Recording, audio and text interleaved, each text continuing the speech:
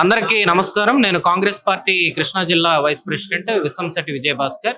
ఈరోజు టీడీపీ కూటమి ఏదైతే ప్రభుత్వం ఉందో ఈ ప్రభుత్వం నిరుద్యోగ యువతకు ఉద్యోగాలు ఇవ్వకుండా ఉండడం వల్ల చాలా మంది వాళ్ళ ఆంధ్రప్రదేశ్లోని యువత ఆత్మహత్యలు చేసుకునే పరిస్థితుల్లోకి వెళ్ళిపోతున్నారు. అలాగే ఉద్యోగాలు కానీ క్యాలెండర్స్ కానీ నోటిఫికేషన్స్ కానీ లేకపోవడాన్ని బట్టి చాలా మంది మద్యపానానికి బానిసలుగా మారిపోతా ఉన్నారు.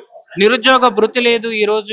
ఈరోజు తల్లిదండ్రులు అసలు ఎందుకు బిడ్డలను కన్నామా, డిగ్రీలు ఇంజనీరింగ్ల వరకు ఎందుకు చేయించామా, అసలు వీళ్ళ బతుకేంటి, వీళ్ళ భవిష్యత్తు ఏంటో అర్థం కాకుండా ఈరోజు మరో బీహార్ లాగా ఆంధ్రప్రదేశ్ తయారైంది. దీనికి ఎంతో బాధపడుతుంది. కాంగ్రెస్ పార్టీ తరపున ప్రతి సంవత్సరం కూడా క్యాలెండర్ రిలీజ్ చేయాలని చెప్పి మేము కోరుకుంటున్నాము. డిఎస్సి నోటిఫికేషన్ అనేది ఒక్క నోటిఫికేషన్ ఇస్తే సరిపోదండి.